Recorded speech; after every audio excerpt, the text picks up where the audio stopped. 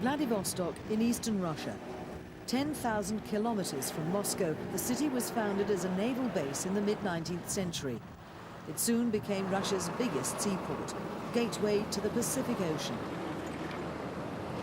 But today, its population is feeling the winter cold more than ever, hit by an unprecedented energy crisis. The vast majority of homes have been left without heat.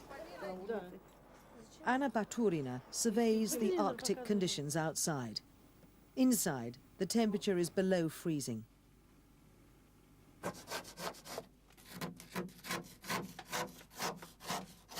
Anna has been left scraping ice from her front door after power companies have refused to deliver fuel supplies, saying central government haven't paid energy bills amounting to millions of dollars. Power stations have no money. Central and local governments blame each other for the desperate situation. It's been heading the same way for years. I don't know, but maybe it's all to do with people fighting for power. The bosses only think of themselves. They don't care about us ordinary people. We used to have a good living. Now we have nothing. I always say that under the Soviet regime, those responsible for this mess would have been fired by now. In those days, there was someone you could complain to. Now there is nobody. The demise of the Soviet bloc has seen the collapse of much of the industry here. Submarines lie abandoned, rusting in Golden Horn Harbor.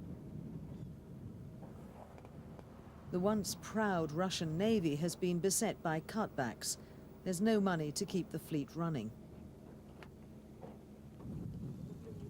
The single biggest industry is the sale of second-hand cars from Japan, cast-offs brought over from across the water. New shipments arrive every week. The influx means that 97% of cars on the road in the region are now Japanese.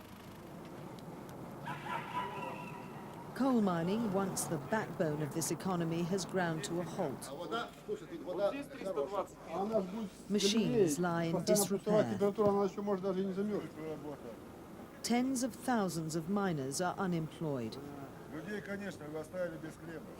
The great irony is that this fuel crisis is being acted out on the surface of one of the country's biggest coal reserves. Artyom, 90 kilometers from Vladivostok, once a proud mining community.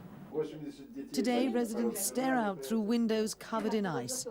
Already struggling against unemployment, the community's been hit hard by the fuel crisis. Mikhail Podryansky was a metalworker in the mines. His days are now spent collecting wood, cardboard and refuse for his steel furnace. He blames government corruption for the current situation.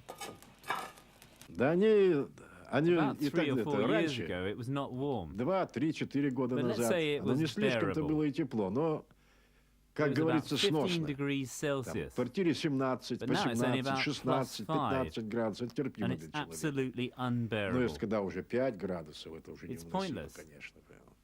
There's До no этого way еще out. терпели. You see young Ну, а mothers and their сейчас что? kids are crying, but what can they do? Бесполезное дело.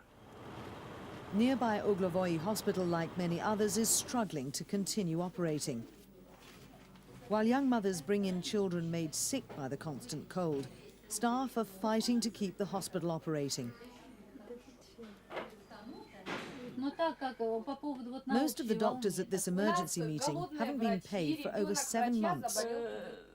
Медиков, да, у медиков и у учителей. Невозможно жить на такую заработную They're плату. fast losing patience with the government. Все шахты закрыты, и закрыли даже ту шахту, вот 8-ю, которая могла бы обеспечивать местное население, эти самый хороший уголь. Она спокойно могла бы обеспечивать. Закрыли. Почему, непонятно. Город валится. Начал он валиться последние 4 года, конечно, не последние 4 года, нет. Он начал заваливаться еще дальше, раньше. Но так как вот такого положения, как в этом году, не было вообще никогда. For many, enough is enough. These protesters are demonstrating along the main road connecting Vladivostok to the rest of the country. They're calling for the arrest of the city mayor, Uri Kopilov. They try to bring traffic to a halt by blocking the main road.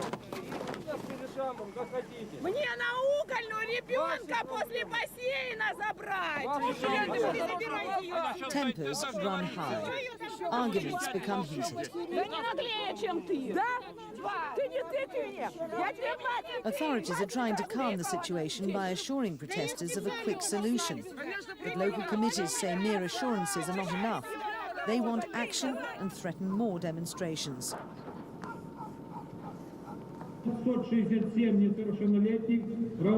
But there is money for some things.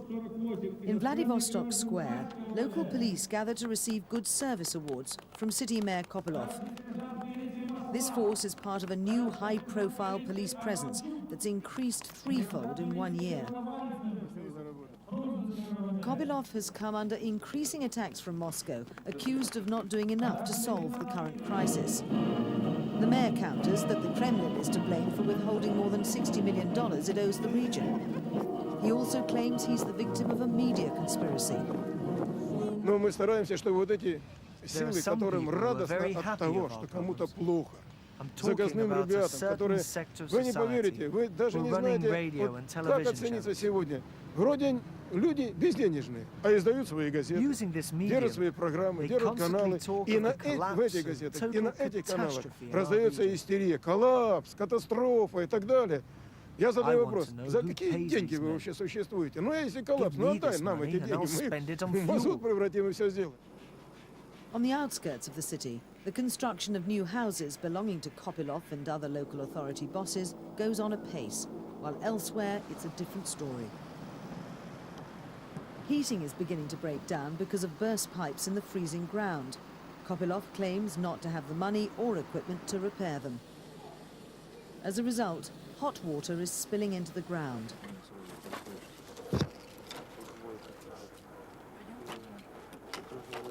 Every day after school, Kirill Vorenikov helps his mother collect firewood for their improvised stove.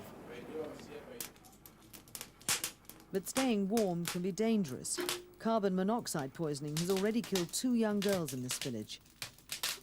But for families here, there is no option.